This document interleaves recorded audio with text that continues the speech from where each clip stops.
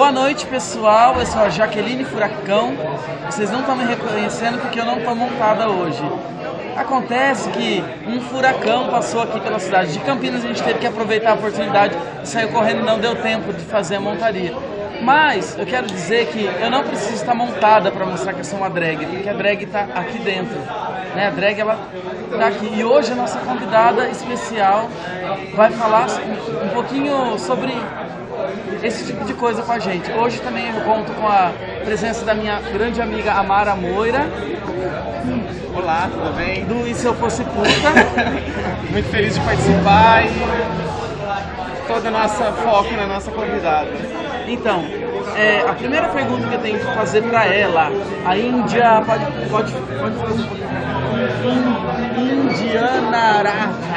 Indianara, que significa, como é que é, beleza pura em sânscrito, ou A filha do da lua, Indiana, muito legal. que vem de dentro, Indiana e de Ra. Então, o sol e a lua. Muito legal. Pode puxar um pouquinho mais aqui para gente ouvir, porque o barulho está muito alto. Então, como eu não estou montada, eu digo que eu sou uma drag de dentro para fora, que eu não preciso desse padrão drag, desse monte de maquiagem, desse cabelo, porque ser drag para mim é uma atitude muito mais do que uma casca. Nada melhor do que a Indianara para poder falar um pouco disso pra gente, que ela tem um movimento aí muito legal que é o Desacuenda, e é essa coisa que desessencializa um pouco a coisa da travesti, sabe? Então eu queria que ela falasse um pouco sobre isso. Bom, Desacuenda, justamente, ele nasce da necessidade das pessoas não terem pessoas que já quebraram todas as regras, não terem que viverem através de regras impostas por uma sociedade da qual elas são excluídas. E algumas pessoas, né, que fazem parte justamente do movimento de travestis e transexuais, acabam tentando impor de uma maneira até forçada essas regras a pessoas que não querem viver através delas. Eu não preciso ser definida ou me definir como travesti ou como transexual para existir, nem como transgênero para existir, mas se eu tiver que usar definições, ou eu uso a definição de transgênero, que abarca todas as outras identidades, todas as outras orientações, ou então eu prefiro o termo travesti mesmo, que é o mais marginalizado, que é aquele nome, aquela palavra que ninguém quer falar no final de semana numa reunião de família, né? Então eu prefiro esses nomes que chocam mais. O movimento Desacuenda, justamente, ele nasce dessa necessidade porque se temos pau, se somos mulheres com pau, se somos pessoas com peito e pau, por que temos que pegar o pau, deixar todo para trás? Por que não podemos andar como os homens cis que têm pau, os homens gays que têm pau e andam com ele à vontade, né? Porque nós temos que viver oprimido dessa maneira para ter todo aquele padrãozinho feminino, né? De uma calça colada, lisinha na frente, como se fosse uma vagina. Não temos vagina. Então, vamos aprender a conviver e a respeitar nosso corpo, né? E não nos oprimir. E aí as pessoas falam que isso não é opressão, isso é apenas a maneira como a gente vive, a gente gosta de viver assim. Não, isso foi a maneira como isso foi imposto.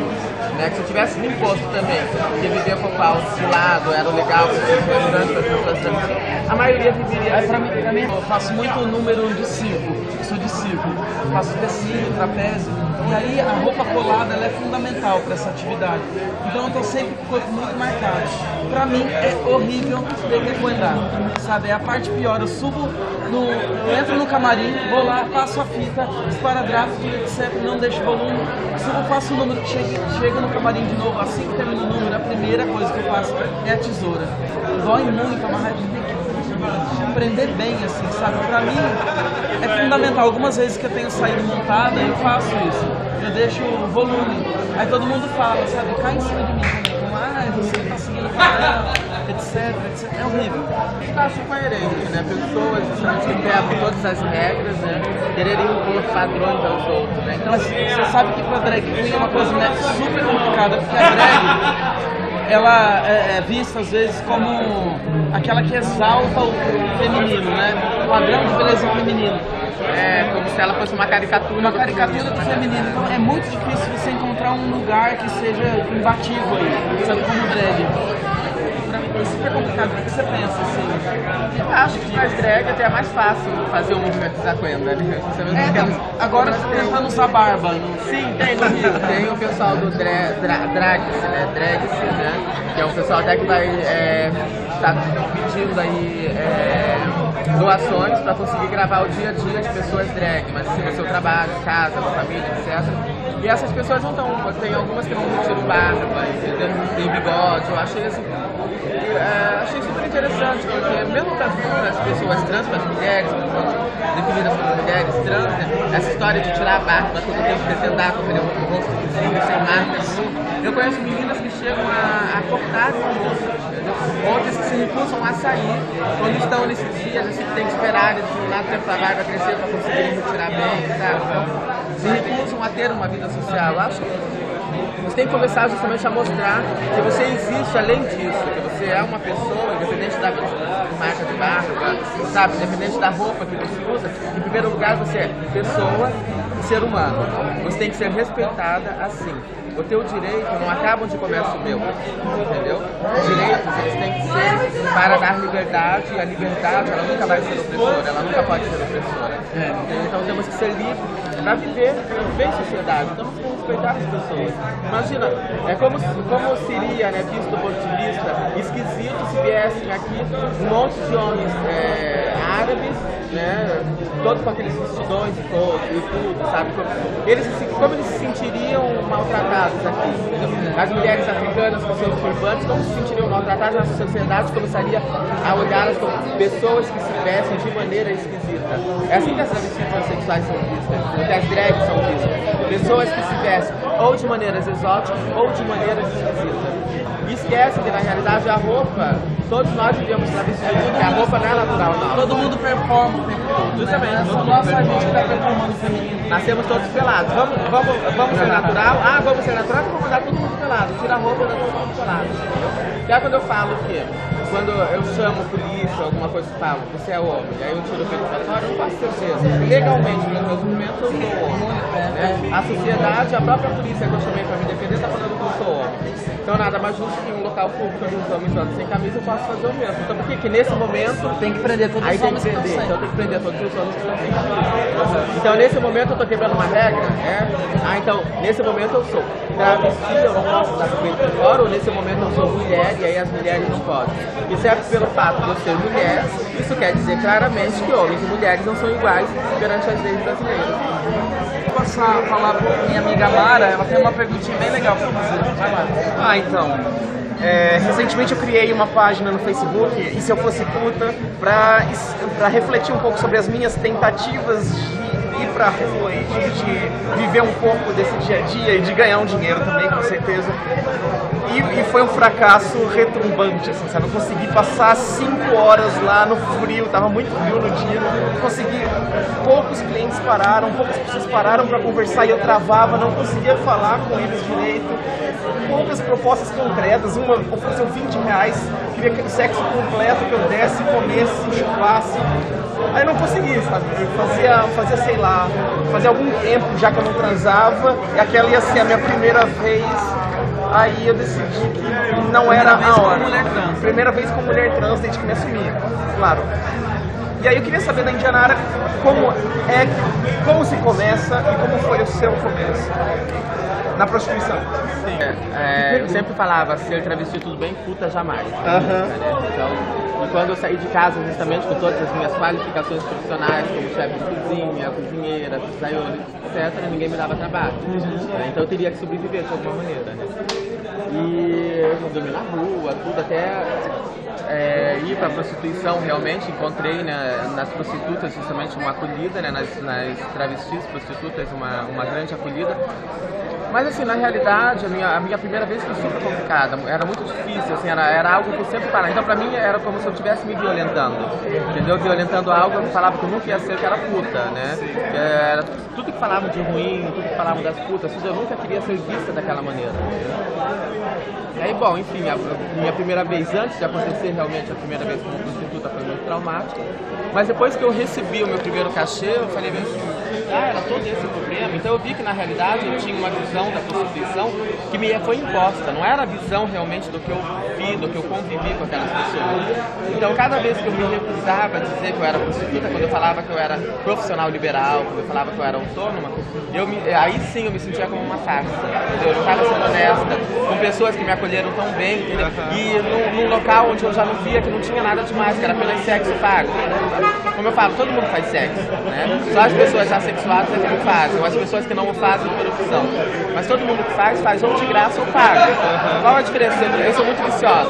Se eu transar com 10 homens de graça, então a sociedade não vai ver problema nenhum nisso, mas se eu começar a cobrar, já tem um problema. Né? Então o problema é cobrar, é uma questão mais moral sobre a prostituição.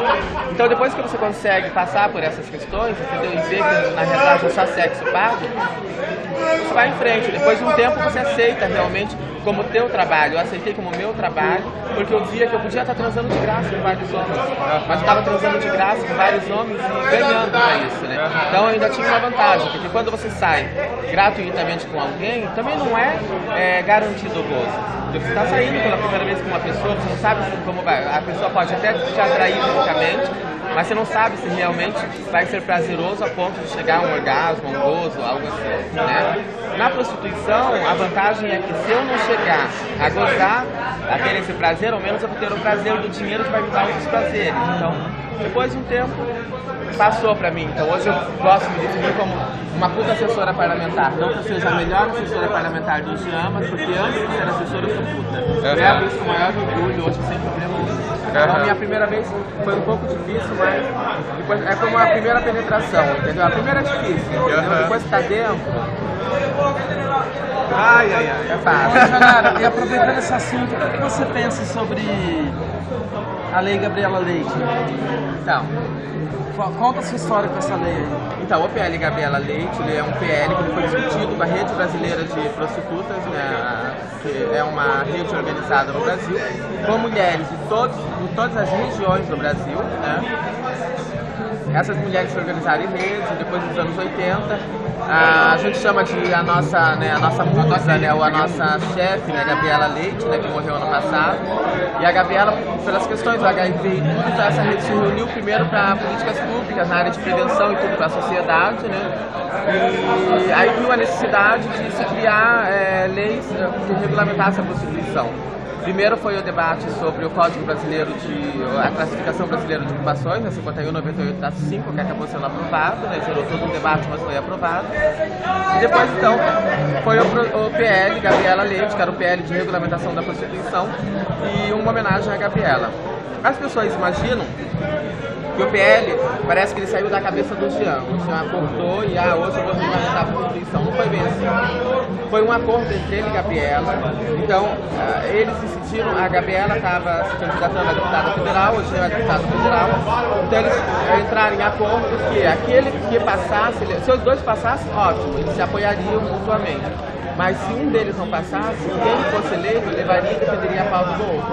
Então, como a Gabriela não foi, o Jean levou, sabe, honrou a palavra dele, né, muito coerente, e levou o PL, que assim é um PL muito espinhoso, ninguém queria discutir, né, principalmente as mulheres deputadas, né, não queriam defender, não queriam brigar por essa causa.